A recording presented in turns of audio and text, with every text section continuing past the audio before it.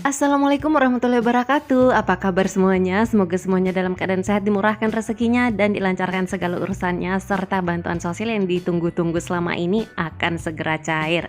Oke, di video kali ini yang akan saya bahas yaitu tata cara pengusulan data agar masyarakat bisa mendapatkan bantuan sosial, atau paling tidak datanya bisa masuk ke dalam DTKS. Tapi kali ini berbeda karena tata cara yang akan saya sampaikan di sini yaitu mengusulkan melalui musyawarah desa atau musyawarah kelurahan. Jadi kepada semuanya pastikan nonton video ini sampai habis. Dan bagi yang baru saja bergabung silahkan diklik subscribe-nya terlebih dahulu dan juga aktifkan lonceng notifikasinya agar tidak ketinggalan dengan setiap informasi yang terupdate terkait penyaluran bantuan sosial dan berbagai macam solusi-solusi lainnya, permasalahan terkait bantuan sosial yang selalu saya bahas di channel ini.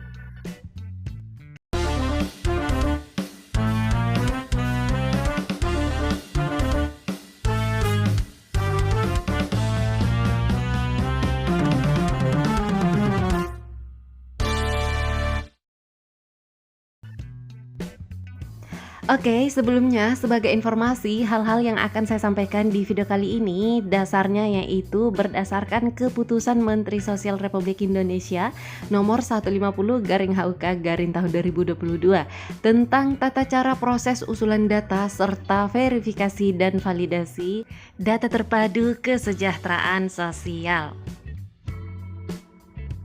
Lalu, apa saja hal-hal yang dapat disepakati apabila dilaksanakan musyawarah desa atau musyawarah kelurahan? Nah, di antaranya yaitu usulan masuk ke dalam DTKS atau Data Terpadu Kesejahteraan Sosial. Karena seperti yang kita ketahui, DTKS ini adalah database yang akan menampung seluruh jiwa masyarakat yang dianggap tidak mampu atau layak bantu yang ada di seluruh Indonesia, agar kedepannya nanti berkesempatan bisa mendapatkan bantuan sosial seperti misalnya PBIJK dan berbagai macam bantuan sosial lainnya, entah itu bantuan sosial dari pemerintah pusat atau yang anggarannya dari APBD. Selanjutnya yang dapat disepakati pada saat dilakukan musyawarah desa atau musyawarah kelurahan diantaranya yaitu usulan penerima bantuan sosial.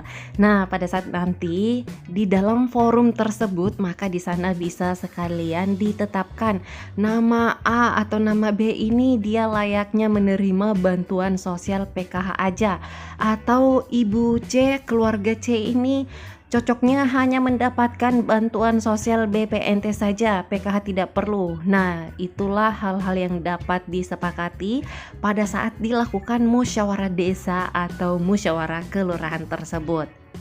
Kemudian hal lainnya juga yang dapat disepakati pada musyawarah desa atau musyawarah kelurahan tersebut yaitu usulan penghentian atau penonaktifkan data penerima bantuan sosial. Di momen inilah kesempatan untuk speak up apabila di luar sana ada masyarakat yang dilihat ternyata mampu dan tidak layak menerima bantuan sosial tapi datanya masih aktif sebagai penerima PKH atau BPNT misalnya.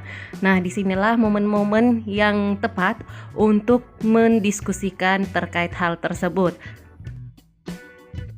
Selanjutnya terkait mekanisme pelaksanaan musyawarah desa atau musyawarah kelurahan tersebut. Yang pertama yaitu dilaksanakan sedikitnya 1 kali dalam 3 bulan atau per 3 bulan sekali. Tapi mohon maaf kenyataannya seperti yang saya temui selama ini. Selama kurang lebih 9 tahun saya menjadi pendamping sosial, tapi masih sebagian kecil daerah yang menerapkan musyawarah desa atau musyawarah kelurahan tersebut yang fokus untuk membahas data-data penerima bantuan sosial. Tapi semoga saja kedepannya akan semakin banyak musyawarah desa atau kelurahan setempat yang akan dilaksanakan ya di daerah-daerah masing-masing, sebab hal ini sangat penting sekali untuk penentuan data-data atau penerima bantuan sosial. Berikutnya yang kedua yaitu musyawarah desa atau kelurahan tersebut dipimpin oleh kepala desa atau lurah setempat atau nama lain di daerah masing-masing. Lalu kemudian dihadiri oleh seluruh perangkat desa atau perangkat kelurahan setempat. Dan tentunya dalam hal ini semua ketua RT juga wajib hadir ya, karena ia termasuk di dalam perangkat desa atau kelurahan. Selanjutnya yaitu Badan Permusyawaratan Desa atau disingkat BPD. BPD ini adalah lembaga yang melaksanakan fungsi pemerintahan yang anggotanya merupakan wakil dari penduduk desa berdasarkan keterwakilan wilayah dan ditetapkan secara demokratis. Dan juga unsur masyarakat lainnya, dan di sini juga bisa melibatkan seperti pendamping sosial PKH atau pendamping sosial BPNT atau tenaga kesejahteraan sosial kecamatan atau pekerja sosial masyarakat PSM dan lain sebagainya ya. Selanjutnya yaitu dokumen kelengkapan musyawarah desa atau musyawarah kelurahan. Yang pertama yaitu tentunya daftar hadir. Di sini siapa saja yang hadir pada saat dilakukan musyawarah desa atau kelurahan tersebut wajib melampirkan atau menandatangani format tanda tangan yang sudah disediakan karena nanti akan dilampirkan sebagai bukti. Berikutnya yaitu foto kegiatan musyawarah desa atau musyawarah kelurahan juga wajib dilampirkan. Dan berikutnya berita acara pelaksanaan musyawarah desa tersebut, dan juga di sini di dalam berita acara tersebut juga sekaligus mencantumkan ada berapa orang yang disepakati dan berapa orang yang dihapus datanya.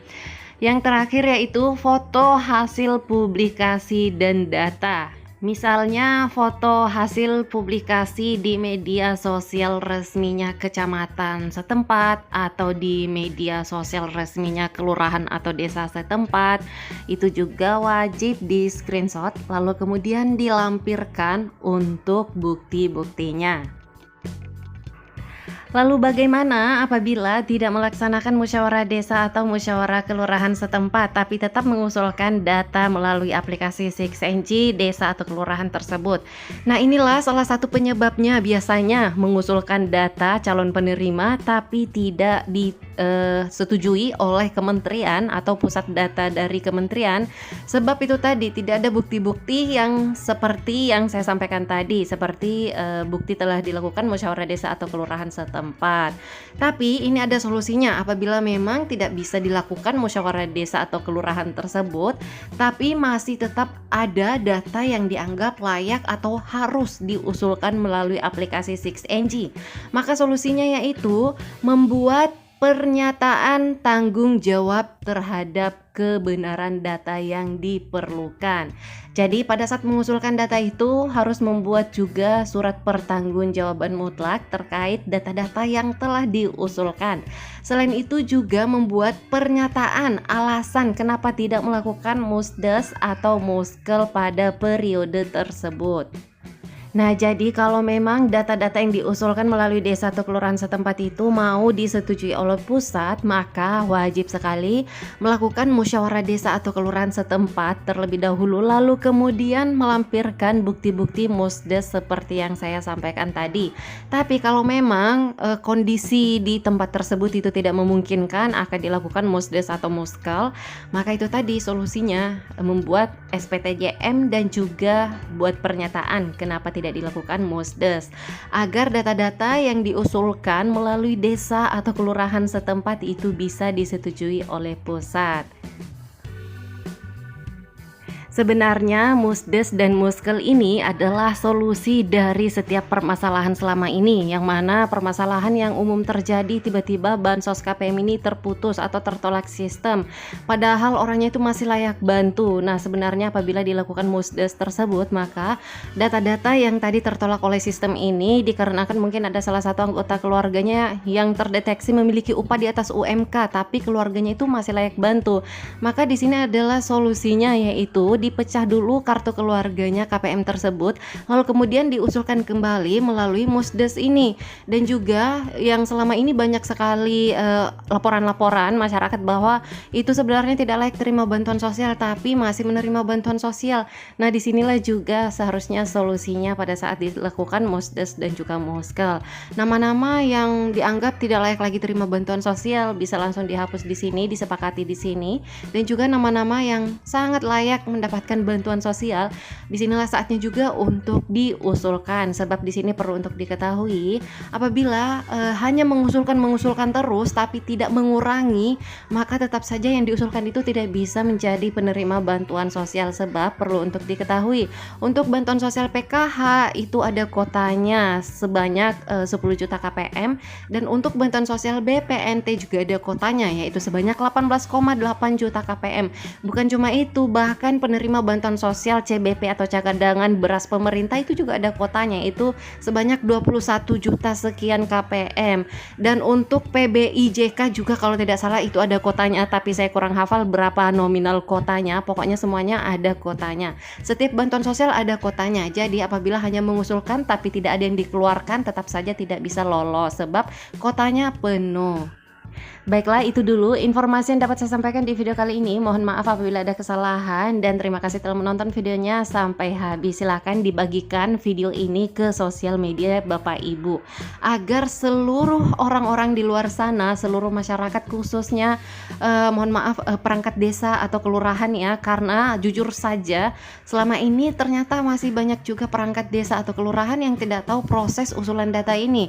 Bahkan dia masih berpikir kalau pengusulan data itu bisa melalui pendamping sosial. Setiap kali saya turun ke lapangan pasti ada saja bagian dari perangkat desa atau kelurahan menanya ke saya, bagaimana Mbak cara untuk mengusulkan data supaya bisa mendapatkan bantuan sosial juga, ada warga saya yang layak betul mendapatkan bantuan sosial. Nah, sebenarnya solusinya, jawabannya semua ada di video ini. Jawabannya yaitu dilakukan musyawarah desa atau kelurahan tersebut, lalu kemudian data-data yang dianggap layak ini diusulkan melalui aplikasi 6NG desa atau kelurahan, tapi harus dilampirkan bukti-bukti yang seperti yang saya sampaikan tadi.